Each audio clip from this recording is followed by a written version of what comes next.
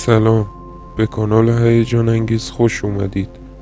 موضوع ویدئوی الانمون درباره پرونده های اد و لورین وارنه، پارت دوم. اگه تازه با کانال ما آشنا شدید لطفاً کانال ما رو سابسکرایب کنید و زنگوله کناریش رو هم فعال کنید تا به محض آپلود کردن ویدیو یوتیوب بهتون خبر بده. لایک و کامنت هم یادتون.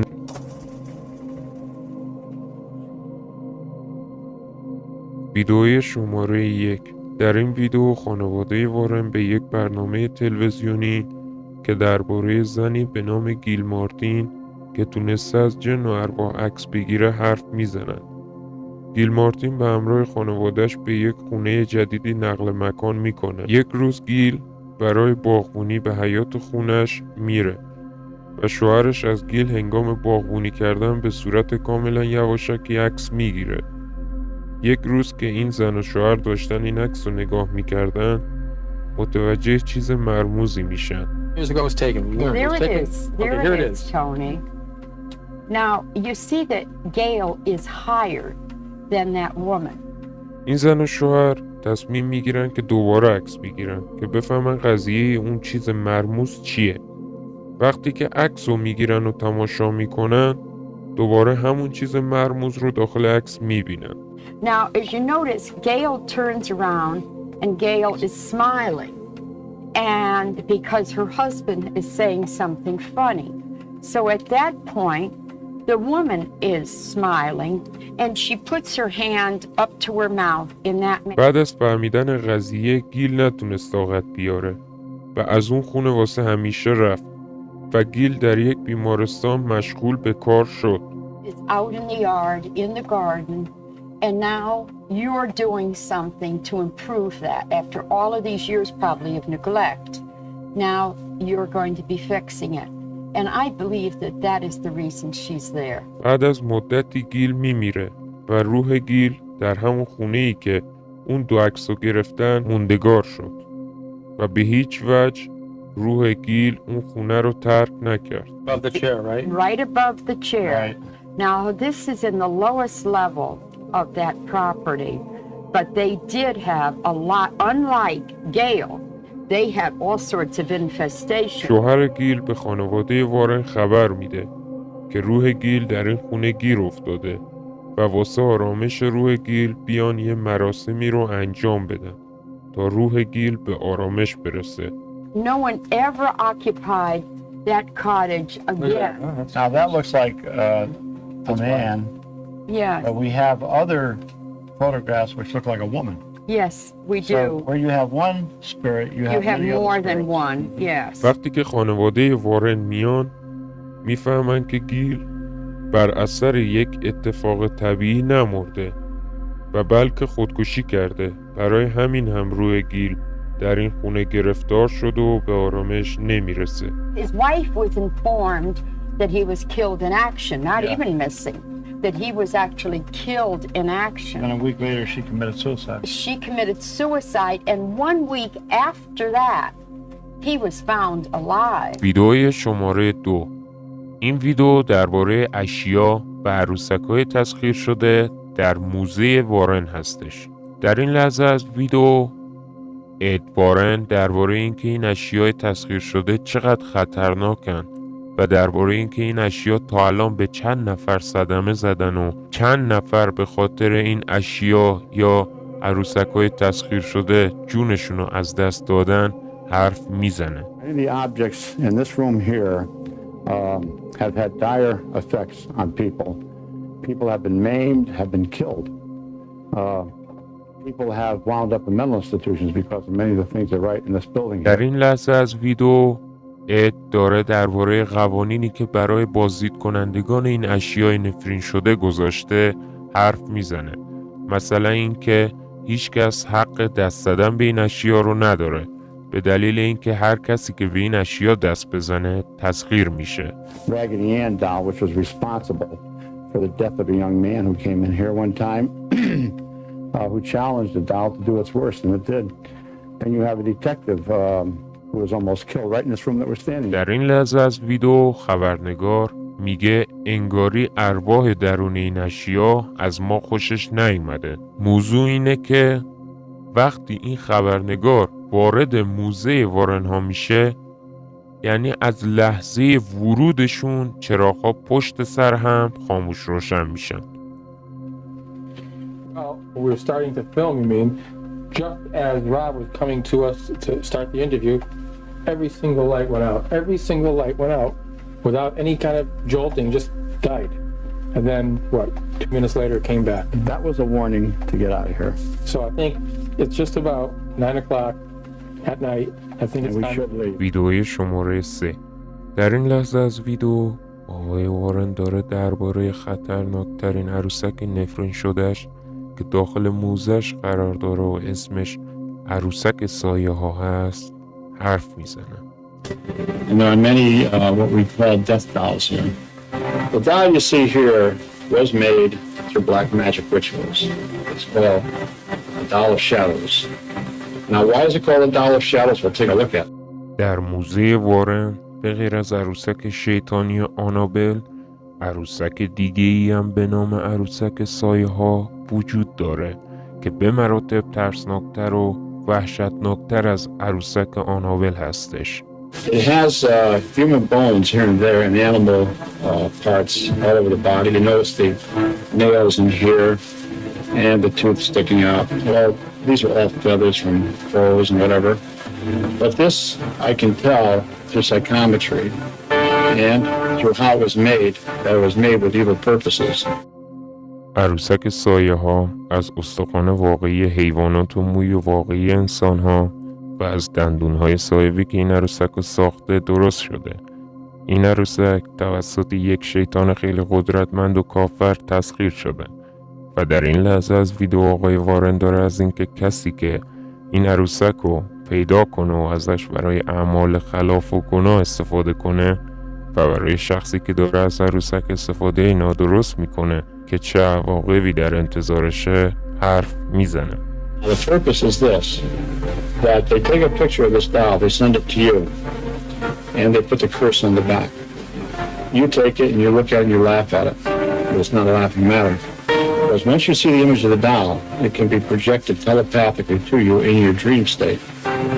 Dolls like this have actually come into nightmares.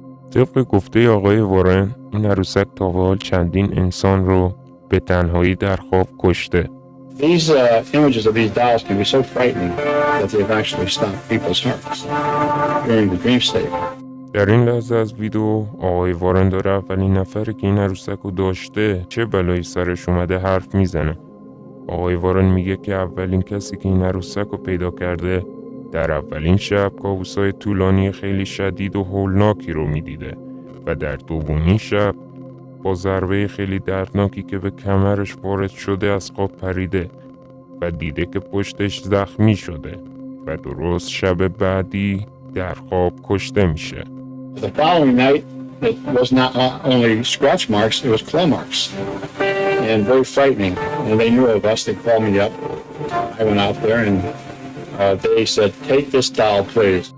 آقای وارن به هر کسی که این عروسک رو پیدا کنه میگه اگه یه روز این عروسک یا عروسک های مشابه این عروسک رو در جایی پیدا کردین بدون معطلی نابودش کنین. اگه نابودش نکنید قطعاً میمیرید. So you must be very careful with a doll like this. You can never destroy it. If you destroy it, you could have things occur to you that we are. Because the spirits that are within the doll then are freed. And where do they go? To the one that destroyed their home. And this is their home. ویدئوی شماره 4.